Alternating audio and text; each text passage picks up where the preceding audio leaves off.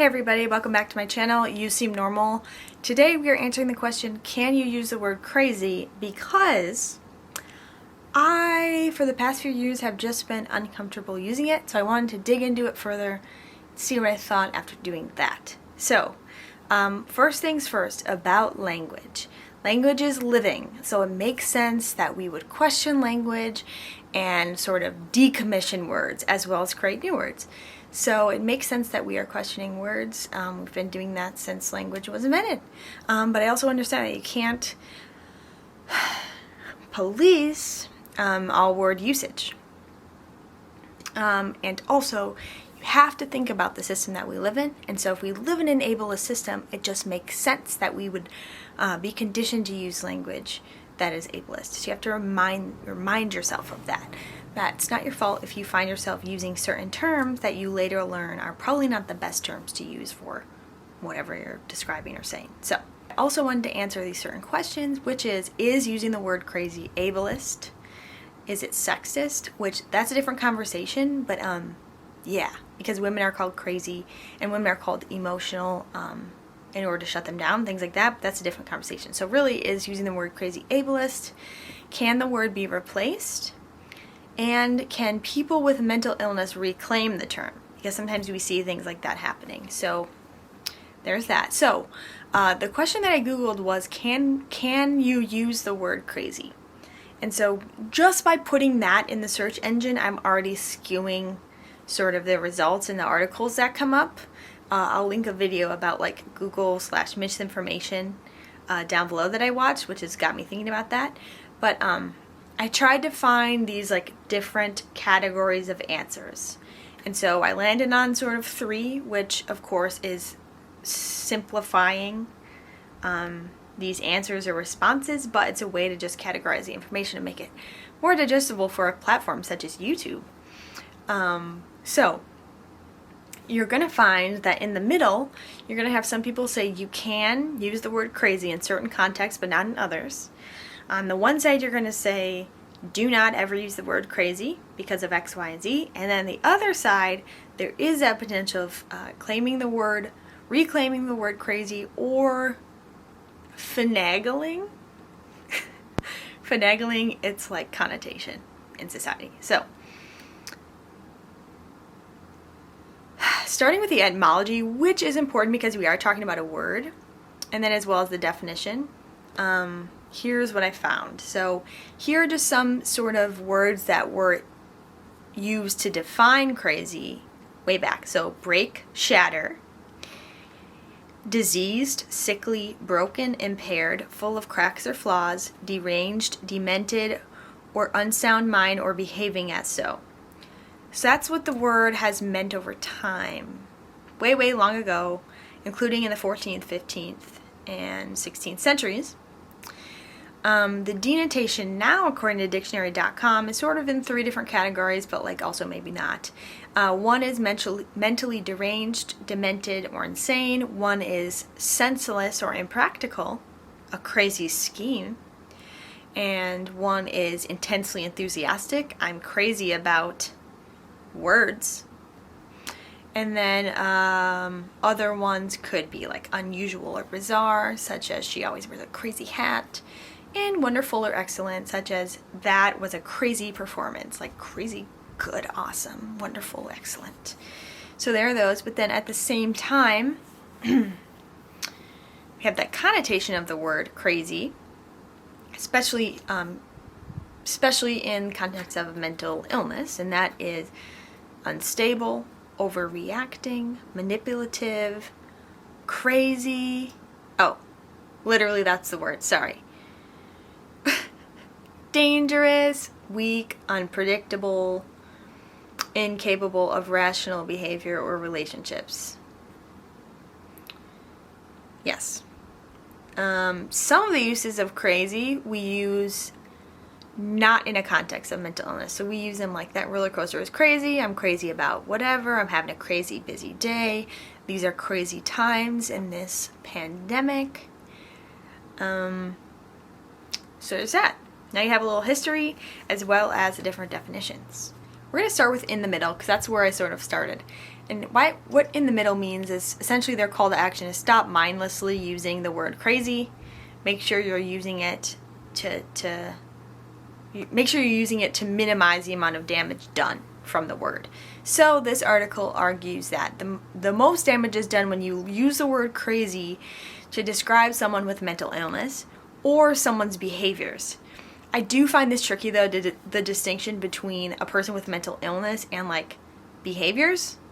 I find that kind of tricky, but I think what she means is like, for example, you could use the term like crazy exes, and that's describing someone's behavior, not necessarily if they have a mental illness or not. Whereas like if you say that woman is like acting crazy over there because she's doing things that perhaps maybe she could have mental illness, that would be the other example of what not to do. And so I also really liked this part in the article, which was written by Jessie Gold, MD/MS. She talks about how the word crazy is used in the medical industry and mental health care, and in mental health care. So essentially, you may hear doctors saying the word crazy. And maybe they're not, psychiatrists, like mental health doctors. They're just like normal doctors and talking about whatever. They're talking about their weekend. And they're saying crazy. Someone walks by and they hear doctors saying the word crazy, well, maybe it is okay to use the word crazy. It's out of context, but is it?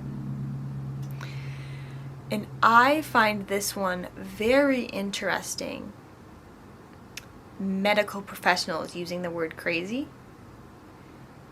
Because when I was in the hospital, I remember so sometimes people come in and they just like have a presentation for you. So this guy was the pharmacist, and he literally said,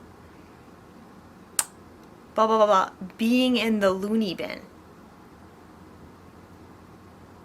Like to our faces, like us, having been admitted to a psych ward. He said that. And I was like, ooh, like if I had been not at my lowest point in life so far, maybe I would have said something. But like, what are you thinking, man? Not cool. But I also have heard it, and you know how like med students or like nursing students both will do like clinical rotations? We've got people obviously in the medical industry that use that word to describe patients with mental illness. But I will also say, from my experience at being in the hospital, there was a specific ward, the acute wards, where in my head, I categorized them as like the most crazy of all of us. So that was even happening in my head as I was there. Whereas other people probably in the universe would call me crazy for even being there. But I was sitting here like, well, at least I'm not as crazy as the acute ward, which is not cool. Just goes to show the system mindlessly buying into words that the system uses. Stick it to them, man. Similarly, in an NPR article, crazy is usually used as a term to marginalize and other people further. So, saying that woman's crazy separates us from her. Or you're kind of like, excluding her from the group. The most interesting part of this NPR article was the discussion on the force of words. So there's this idea that, like crazy, you could just use a different word instead of crazy. But really, if you're talking about the words crazy and insane, those have a certain force and impact to them when used in conversation, do they not? In some cases. And so, could you really give those two words a substitute if you're meaning for them to have the force of those words of crazy and insane in some cases? I just thought that was interesting, because maybe not. Maybe those are the words. Okay, so now if we move into the people who say do not use the word crazy, mostly because people hear the word crazy, they just keep using it. Like if there's no discussion around it, and that's a word that we use in our language, we'll just keep using it, and we'll use it incorrectly, and we'll continue the harm done to those with mental illness in particular. So this person is saying, Pace's connection, women and crazy are two, women being called crazy is a term that happens a lot. So she's actually looking at the sexism angle which is pretty interesting. Crazy to mean emotional, shut women out, dismiss their opinions. But then she also says there's better, more precise language that's missing every time we use the word crazy. So that seems like to me it's not in direct conflict because it's asking the same thing as the NPR article, but it's like, yeah, she's asking the same thing as the NPR article and she's sort of leaning the other way. She's saying, yeah, anytime you use the word crazy, there is a more precise and a better word to use to describe what you mean. Whereas the NPR said, well, really, what if you need this certain force of the impact of the words in order to truly describe what you're saying? But anyway, she says, don't use the word crazy. All right. The next person said, next, therollingexplorer.com, do not use the word crazy, not even if you're saying like he's crazy about her or like this roller coaster is crazy.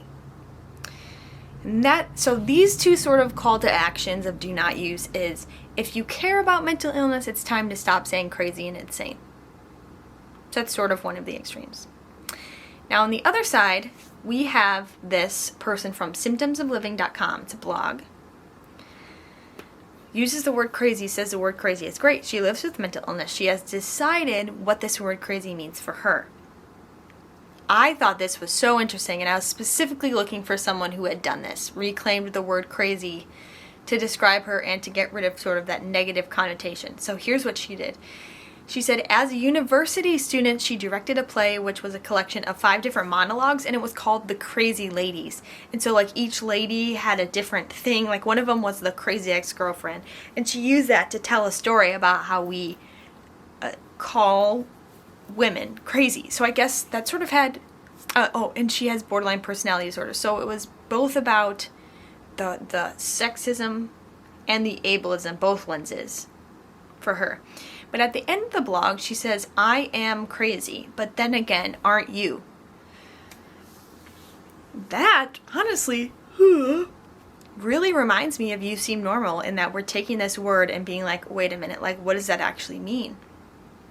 I know, or or more so drawing attention to how we use the word. Normal or crazy. Like, what's normal? What's crazy? I don't know. I thought that was really cool. So I'm going to be linking all of these down below, and I can like put a special like note next to this one. She also had a video of the play, and I really want to watch that. And I really also liked her discussion that there are things she would have done differently. Which I feel that. Yes. Yes. So her call to action is like, aren't we all crazy though? Cool.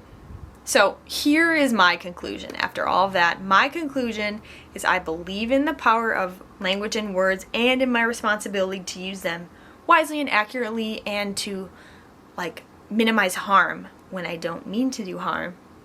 Just kidding. I, of course, don't think you should use the word crazy to describe someone with mental illness. It's stigmatizing. It is demeaning. Or behaviors, because I think it just seems like a bad move. So that's my opinion. But personally, I will be trying not to say crazy in these other ways, like the roller coaster was crazy, because just every time I use the word or I'm about to use it, I just feel a little uncomfortable and questioning, and so I'm just not going to go there. Boom. Yeah. And then I'm most concerned with a couple of things. One is that you ever heard someone say like I'm not going to therapy, I'm not crazy? That phrase, one of my favorites. But I can't tell if that's more of like the crazy language or if it's more of like therapy being only for people who are like have severe mental illness. I can't, or like the stigma of therapy, going to therapy. Can't tell. But that's just too bad. I don't like that reason as not going to therapy is I'm not crazy. I don't need to take this medication. I'm not crazy. And then the other one is